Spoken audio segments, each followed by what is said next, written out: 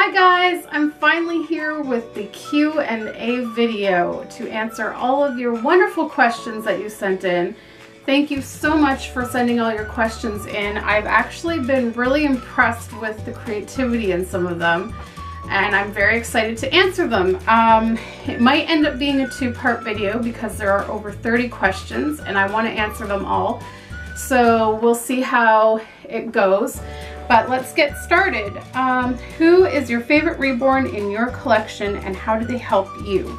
So it's very hard for me to choose a favorite. I think I would say Maya is my number one. However, I really love Yuki and Savannah as well. To me, those are my top three, Maya, Yuki, and Savannah. And it's really hard for me to pick a number one out of those. I don't know, I find Maya is just absolutely beautiful, and she's very special to me, but then Yuki and Savannah have these smiles that just, I don't know, make me smile, and I just love their hair, and I don't know, so I guess I have three top three favorites. Yeah. And they just, my reborns, all of my reborns, they help me by reducing my stress. They make me happy, they make me feel joy. It's just, you know, when I'm changing them, or if I'm just holding one while watching TV or making a video with one, I mean, it doesn't matter what I'm doing, just having them around just makes me feel good. Even if they're just sitting there and I happen to walk by and look at one of them, like especially Yuki or Savannah with their smile, it makes me smile, and it just kind of makes me forget what might be stressing me, or if I had a bad day, or if I'm in pain or I'm not feeling well. It just kind of distracts me from that, and it gives me something to focus on that's just lighthearted and fun. How did you come into the reborn/silicone interest? So I will put a link below where I explain that further, because I made a video where I talked about how I came into doll collecting in general and then how I ended up into reborns. But it was just basically that I was wanting to find a baby think it over doll, and I was searching on eBay, and somehow, I guess I typed in lifelike doll or something like that, and reborns popped up, and at that time they were the Behringers, and I was blown away. I thought they were the most realistic looking thing ever, and I really toyed with the idea of buying one of those instead of a baby think it over, but I really wanted the baby think it over for the interactive electronic part component, and so I, you know, went that route at first, but kept looking at the reborns after that and was just amazed at how real they looked. But it's so funny because I still can picture in my mind the very first reborn that I saw on eBay that I fell in love with and was really tempted to adopt, and it was just a Behringer.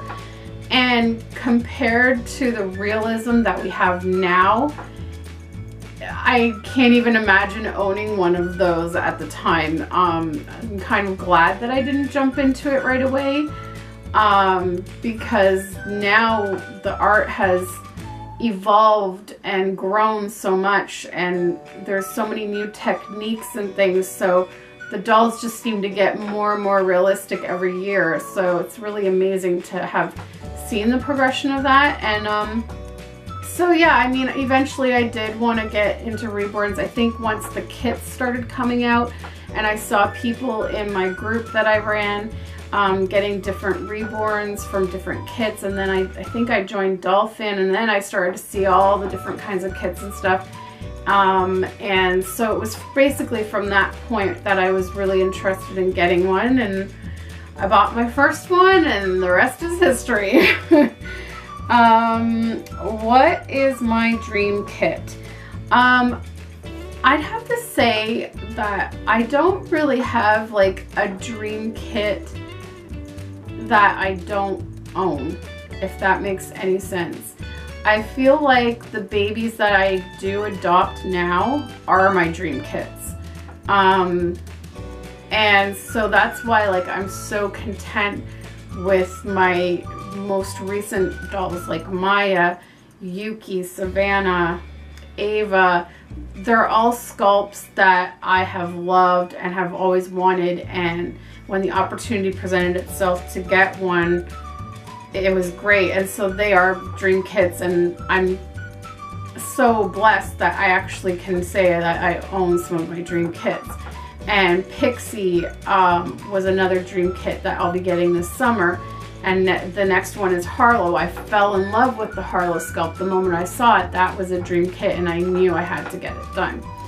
So yeah, I don't really have like a dream kit that I don't feel is obtainable, I guess you can say. There are some silicone dolls that I admire that I know I will never have, but we'll get into that later because I think there's some questions about that. What is my favorite baby store? I would have to say the store I probably shop at the most is Carter's. I shopped at Target quite a bit when it was here, but they're gone now. I do go to Walmart now that they carry some of the Carter's brands, but again, I tend to go to the Carter's brands at Walmart. So Carter's is definitely probably my number one, just because I feel like their sizes are pretty good for the reborns. For the most part, I find they fit really well. And I like their styles and, you know, things like that. I love Next baby clothing, but it's very expensive, and so I only can get a couple of things from there a year. If I ever won the lottery, I would probably have like a huge Next shopping spree and go crazy, but I love just looking at their stuff and dreaming about having it. Favorite pacifier or bottle brand? I don't really have a favorite, to be honest. I don't really use my bottles too much, even though I have quite a bit. I'm looking at them on the shelf right now, and I do have quite a few, but I don't tend to use them that much. I'm excited to, I haven't tried my Tommy Tippy bottle yet, but I'm thinking that one might be a favorite. I do like the Mam bottles too that I have. Pacifiers, again, I don't really have a favorite. I think I tend to have more Nooks in my collection, so maybe it's Nook. But I generally just tend to buy whatever catches my eye in terms of the style or color and what I think would fit the baby's face. So yeah, I've also recently started liking some of the Dr. Brown's pacifiers too. My favorite artist, and I'm assuming that means reborn artist. I admire a lot of, I would say, in terms of African American babies, Kate Charles is number one. She did Maya, she's doing my Pixie, she is amazingly talented. I also like Sheila Ron's work. It's so funny because I never even knew of her work until I got Savannah, but her work is amazing. I also admire Melissa George's work, Cassie Peak, Rachel Maynard. Like, it would be a dream to own a reborn by Cassie or Rachel. Like, their work looks amazing. I also like Sylvia. I can't pronounce her last name, but I know like her nursery is like Sylvia's Creations. Her babies are absolutely gorgeous. My friend Isabel is an amazing reborn artist. She did Jamie, and that was her earlier work. She has come even further since him, and like he's amazing, but the stuff she does now is like amazing. And I know that there's probably others that I've seen. Oh, Golden Giggles. Golden Giggles Nursery for Toddlers. She does beautiful toddler dolls, and I absolutely love them, and again, way out of my price range. She did the prototype for Ariana that I tried to base my Ariana off of, but I mean, hers is just beautiful. I think also Stork Bite Nurseries. I've loved her toddlers. As I was saying, Stork Bite Nurseries, I liked her toddlers too, and just her babies in general. I can't think of anyone else, but I'm sure there's lots of others that I admire when I look at their work, but most of them are out of my price range. Favorite sculptor. I don't think I really have one, to be honest. I just like whatever baby I see and whatever sculptor it happens to be from, it is. I know I have 3 Evelina Wozniak sculpts in my collection, and I have 2 Adri Stoet sculpts, so I guess like I kind of like their stuff. And Riva Schick, I think, does some beautiful babies, but I'm not really picky on the artist. To me, it's just whatever baby draws my attention. Do you ever see yourself owning a silicone? I really don't think so. At one point I really did want to try to get one, but I just can't afford it. They're way too expensive, and for, you know, for a good quality one, and I can't justify spending that kind of money on it because I've held them and I love them, but for one thing, they are awfully heavy, and with my joints, that, I mean, I tend to weight my reborns kind of low just so that it doesn't hurt my joints when I'm holding them. And I really like to interact with my reborns. I really like to hold them, change them, and, you know, make videos with them and stuff. And I feel like I would be really nervous to do a lot of changing and stuff of outfits with a silicone, and so I feel like it's a lot of money to spend for a doll that's just going to be more of a display doll than a doll that I can actually like hold and enjoy and not feel nervous about doing that. What is your favorite thing to do with your babies? I would have to say, like, my absolute favorite thing is just to change them and hold them while I'm watching TV. But I also, of course, love making videos with them, and I really love taking them out, but I just don't get to do it as often as I wish I could. Are you taking any babies to Denver with you? I don't know yet.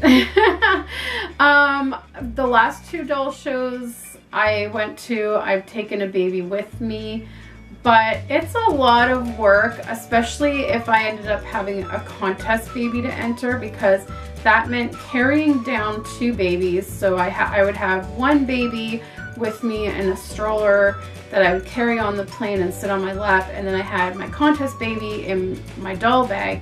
And then if I bought a baby at the show, then I was coming back with like 3 babies, and, you know, had 2 in the doll bag and 1 that I was carrying, and it's a lot, especially when you have lupus. And so because I know this year that I'm going there to pick up Pixie, I'm toying with the idea of not bringing a baby and just getting my Pixie and just enjoying bonding with her when I get her. But I don't know. I highly doubt I'm going to enter the contest this year because I'm not even remotely close to finish the doll that I was thinking of doing, because I'm still working on my custom.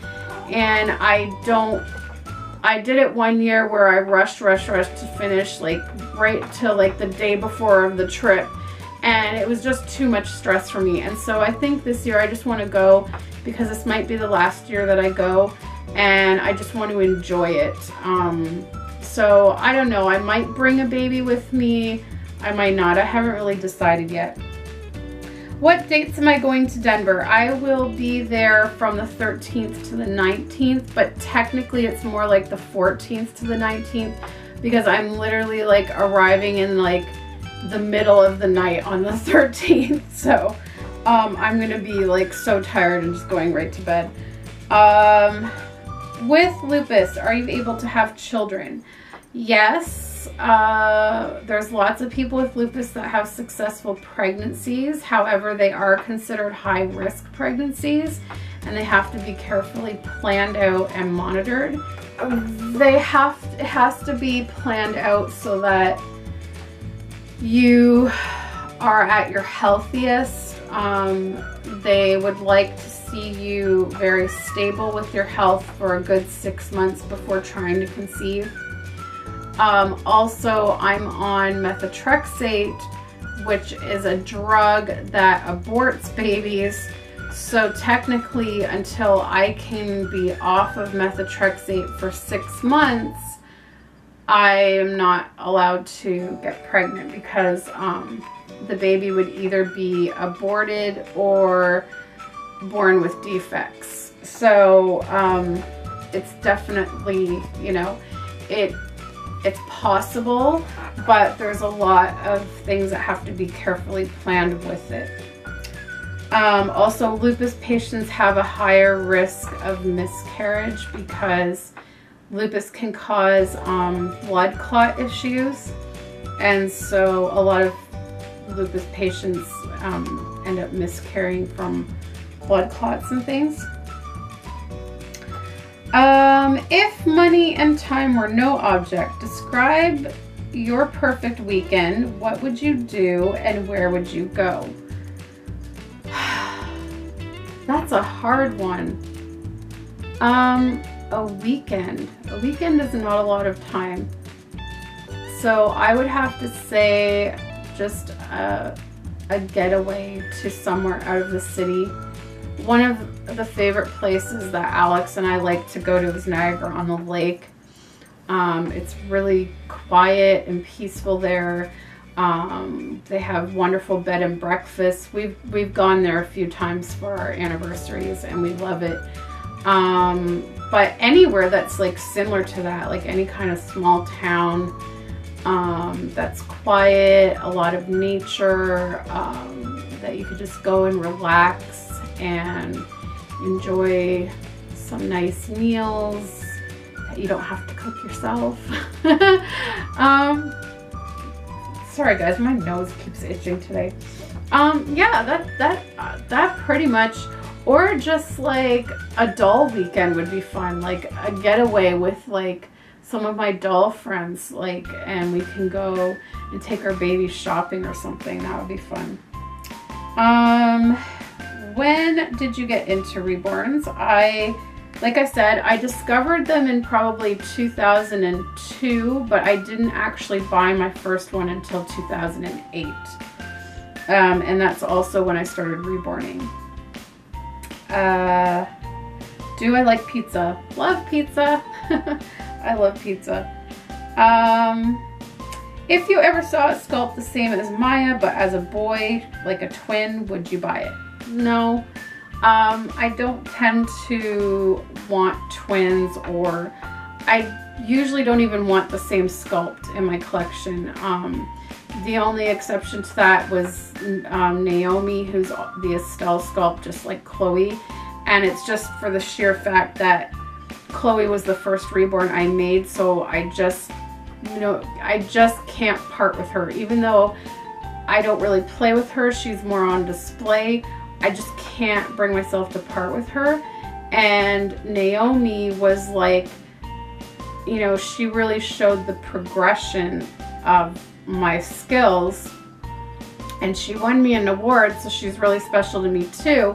So being able to get her back was wonderful. So with those two, it's more of a sentimental value, and so therefore I didn't mind having the two same sculpts, but they're more of just display purposes, just for myself, to see the progression and sentimental value. But other than that, like with my collection, I like to have diversity, so I wouldn't really be buying the same sculpt. How do you cope with all the negative comments? I shake it off, I shake it off, I shake it off, I shake it off. right. Okay, so that's like that's my jam. I'm a huge Taylor Swift fan, but it's so true. I literally do just shake them off. I usually, like, if I see a negative comment at the beginning, sometimes I felt the need to respond back to them in the hopes of educating them, and the odd time it's worked, but most of the time it's just brought on more trolling and negativity. So now I just delete and shake it off. Shake it off. Okay, so that's pretty much how I deal with that. Sometimes they're like actually kind of funny what they write. I'm like, okay, wow, you're just as crazy as you think I am. And so I just kind of get a chuckle, hit delete, and move on. Do you ever want a silicone baby? I think I pretty much already answered that. Do you consider yourself a reborn collector or a reborn mummy? I like to say reborn mummy personally, because I do love my babies, but I don't know. I guess I am more of a collector in the sense that I don't always interact with my dolls, and a lot of them are on display. I don't know. What is your favorite color and why? I actually have two favorite colors, pink and purple. It's always been that way. And it's funny because, well, it used to always be pink, and then somehow purple got in there in my high school years, and it's always been that way. And my wedding colors were pink and purple, and it's kind of funny how that worked out. I don't really know why I love those. It's just something about the colors. I find them calming, I guess, but it's funny because it ended up that purple was the CF awareness color for my cousin Brittany, and also the awareness color for lupus, which is what I ended up having years later. And pink was also my cousin Brittany's favorite color, so it's kind of funny how that worked out. If you had a son and a daughter, what would they be called? Daughter, hands down, will be Haley. I have had that name pegged and picked out since I was 11 years old. My daughter's name will be Haley. Alex doesn't really like it that much, but it's too bad. As for a boy, I really like Joshua or Landon. And Alex totally disagrees on that and thinks that if we have a son, his name should be Roland. And I'm not so sure about that one, but we'll deal with it when the time comes. When you first started to tell people about your babies, what did you feel when you told them, and what was their reaction? So I really slowly told people. Like, I started in 2002 with just Haley for a few years, and obviously my mom knew because I lived with her. And when I started dating Alex about a month in, I told him about Haley, and he was totally cool with it. He's like, do whatever makes you happy, don't worry about what other people think. And then I really didn't tell any family or anything like that. Some of my friends kind of found out through the grapevine kind of thing, and they were like, whatever. Some of them thought it was weird, but they didn't care. And but I was really nervous about my family finding out, especially my grandmother, because she always used to make comments of like, oh, you're too old for that, or you're too old for this, oh, you're too old to still like the Backstreet Boys, oh, you're too old to still have your Cabbage Patch dolls in your room. And so I was like, oh my gosh, if she finds out that I'm like playing with dolls and I'm buying them baby clothes, she's gonna think I'm nuts.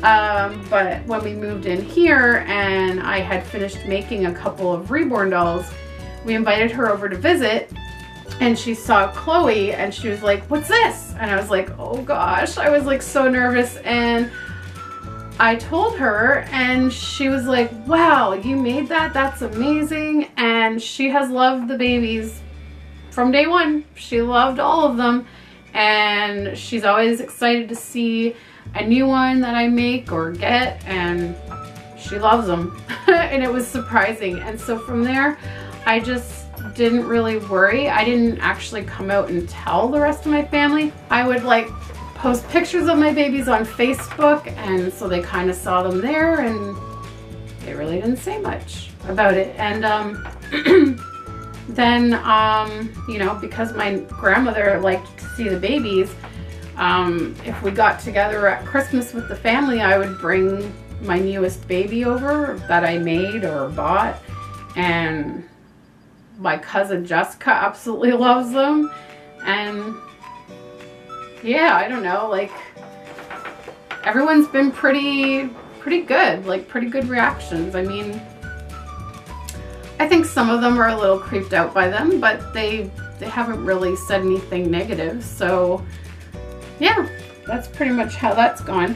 So I think I'm going to stop there because this is probably a very long video already. That's about 20 questions. And we will say goodbye for now. And there will be a part 2 of the Q&A to come. So stay tuned for that. And we will see you in the next video, guys. Bye.